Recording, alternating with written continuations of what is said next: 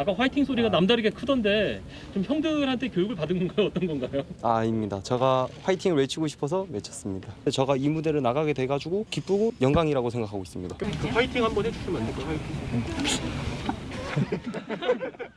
화이팅!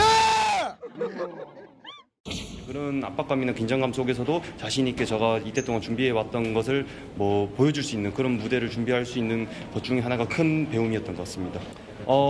이제 좀 새로운 느낌이에요. 그때 당시에는 이제 아무것도 모르고 나갔던 올림픽인 것 같은데 더 자신 있는 모습으로 최선을 다하도록 하겠습니다.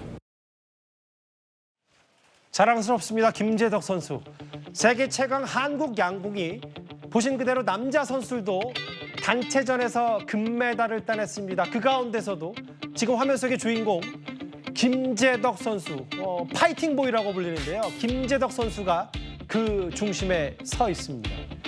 바로 한번 만나볼게요. 허지연 변호사님. 아까 그러니까 3년 전에 앳된 모습 김재덕 선수를 봤었는데 파이팅 외치고 이런 모습. 근데 이번에 손등, 얼굴에 벌이 앉아 있어도 평온하게 10점을 써서 김재덕 선수에 대한 화제 만발입니다. 네, 벌도 감히 금빛 질주를 막을 수는 없었던 것으로 보입니다. 그런데 방금 이 리포트에도 보신 것처럼 김재덕 선수가 이렇게 얘기를 했어요.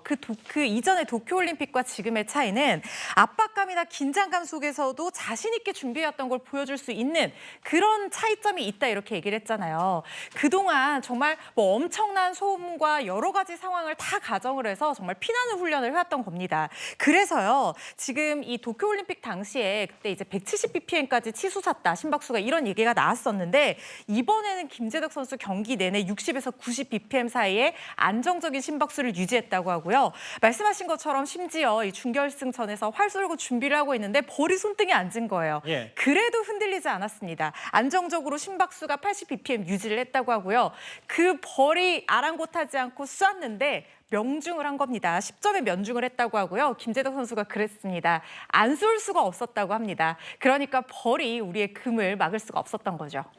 참 대단하네요. 그러니까 외부 요건, 악조건도 다 머릿속에 계산하고 그런 것까지 평소에 다 훈련했으니까 저렇게 10점 정조준할 수 있겠죠. 아시는 것처럼 사실 양궁이나 사격은 평정심 유지가 필수인데 이런 종목에서 더더욱 김재덕 선수의 파이팅은 더 튈 수밖에 없을 겁니다.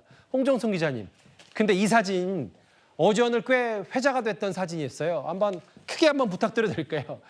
8강전에서 일본 대표팀 만났는데 저렇게 일본 선수 앞에서 물론 일본 선수도 보란 뜻이 아니지만 본인 스스로에게 파이팅하는 매칭. 그런데 실제로 심판에게 경고 먹었다고 하더라고요. 저 넘치는 파이팅 때문에. 경고는 아닌데 조금 위축된 건 사실인 것 같아요. 일단 그전까지는 어떻게 했냐면 나의 파이팅을 상대방 선수 팀을 향해서 외쳤거든요. 그렇게 하면 뭔가 나도 파이팅이 되지만 상대 선수들이 뭔가 이렇게 기가 죽는 하고 놀라는 약간 좀 그런 효과도 있지 않았나 싶은데 구두로 주의를 받았다고 그래요. 그래서 이제 그다음부터는 상대 팀이 아니라 우리 선수들 혹은 나 자신을 향해서 이렇게 파이팅을 외쳤다고 하는데 본인은 이렇게 파이팅을 외치면 속이 뻥 뚫리는 것 같기도 하고 다른 함께 치르는 동료 선수들, 우리나라 선수들도 얘기합니다. 뭔가 기를 받는 것 같기도 하고 뭔가 이렇게 긴장이 풀리면서 신나는 느낌이 들면서 경기가 더 잘 된다라고 했는데 자제는 좀 하겠지만 저는 4년 뒤 올림픽에서도 또 볼 수 있을 거라고 기대하고 있습니다. 아마 오늘의 포토제닉 한 사진을 꽂는다면 바로 저 사진일 거예요. 파이팅. 그래요. 이 정도 기백은 있어야 올림픽에서 2회 연속 금메달을 따고 말이죠. 파이팅 보이 김재덕 선수와 함께 이번에 남자 단체전 금메달을 이끈 나머지 두 선수가 있죠. 맏형 김우진 선수 그리고 결승에서 10 10점만 쏜 이우석 선수의 활약도 정말 돋보였습니다. 네, 3연패를 하는 자리에 항상 있었었는데요. 이렇게 3연패를 하게 되어서 매우 기쁘게 생각하고요. 조금 더 좀 마음을 좀 비우고 욕심을 좀 버리고 좀 머리는 좀 비우고 마음은 뜨겁게, 가슴은 뜨겁게 그냥 경기에 임하려고 하고 있습니다. 처음 출전한 올림픽에서 금메달로 끝날 수 있어서 김재덕 선수랑 김우진 선수한테 너무 고맙다는 말 전하고 싶고요. 8강, 4강은 기억나는데 결승은 기억이 잘 안 나요. 여태까지 해왔던 연습을 토대로 이제 쏜 거기 때문에 그래서 더 60을 쏘지 않았나. 솔직히 기억이 많이 잘 안 납니다. 지금 와서는. 그런 만큼 이제 무아지경으로 이제 저는 이제 그 경기에만 집중을 했었기 때문에 이제 좋은 결과로 나타났다고 생각을 합니다. 사실 어젯밤에 경기 보신 분도 아시겠지만 프랑스 선수도 진짜 잘 쐈거든요. 거의 뭐 9점, 뭐 그렇게 8점 뭐 이랬는데 우리 선수들이 뭐 19, 뭐 59점 쏘니까 뭐 도리가 없었어요. 그 최진봉 교수님. 네. 그런데 이제 이우석 선수가 보니까 결승전에서 6발 모두 10점 쏴서 온라인 커뮤니티 그 나무위키 검색하는데 잠깐 이름이 주몽이라고까지 돼 있던데. 네. 그런데 이제 워낙 선발전이 치열하기 때문에 계속 올림픽에 못 나갔었던 과거 아픈 기억이 있다면서요? 삼수생이에요. 삼수를 해서 결국 올림픽에 출전하게 된 거거든요. 대단한 집념이라고 저는 생각합니다. 지금 김재덕, 김우진 중간이거든요. 김우진 선수가 제일 맏형이고 예. 이우석 선수가 그 다음이고 나이로 보면 김재덕 선수가 제일 막내인데 사실은 이 두 분 같은 김재덕, 김우진 두 분은 도쿄올림픽에서 메달을 이미 땄어요. 예. 그리고 두 번째 출전하는 건데 이우석 선수 같은 경우에는 지금 3번 삼수를 하고 결국 이번에 나가게 됐거든요. 그러다 보니까 사실은 본인 입장에서는 이거 올림픽 출전이라고 하는 것 자체가 엄청나게 큰 행운이기도 하고 각오가 있었을 거라고 저는 생각합니다. 예. 27살에 나이에 첫 출전을 했고 그러다 보니까 병역 특례도 못 받았어요. 다른 사람은 병역 특례 받는 동안 이 사람은 병역 특례 못 받고 국군 체육부대에서 근무까지 했거든요. 예. 그럼에도 불구하고 올림픽에 대한 열정을 멈출 수 없었기 때문에 올림픽에 출전을 했고 이번에 6발을 정확하게 10점에 맞추는 그런 대단한 기록을 통해서 결승전을 승리하는 금메달의 주역이 됐다고 볼 수 있을 것 같습니다. 예.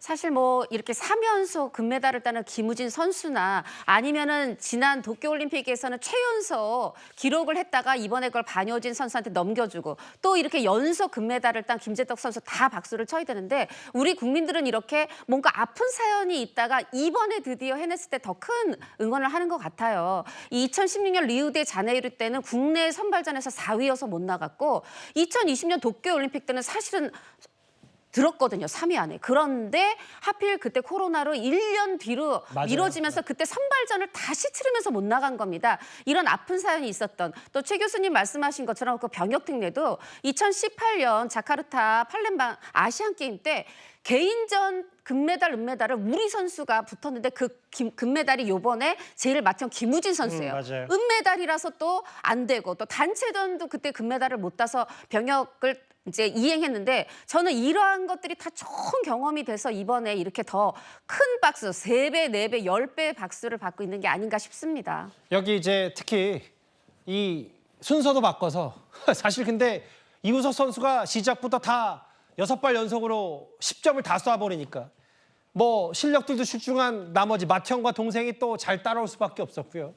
참 비결이 대단합니다. 어제도 잠깐 언급했다시피 이 과학적인 한국 양궁, 시스템으로 돌아가는 한국 양궁의 이 쾌거, 그 뒤에 뭐 키다리 아저씨 정의선 회장 얘기가 있었는데요. 작년 말에 양궁 선수들 앞에서 정의선 회장이 이런 말을 한 바가 있습니다.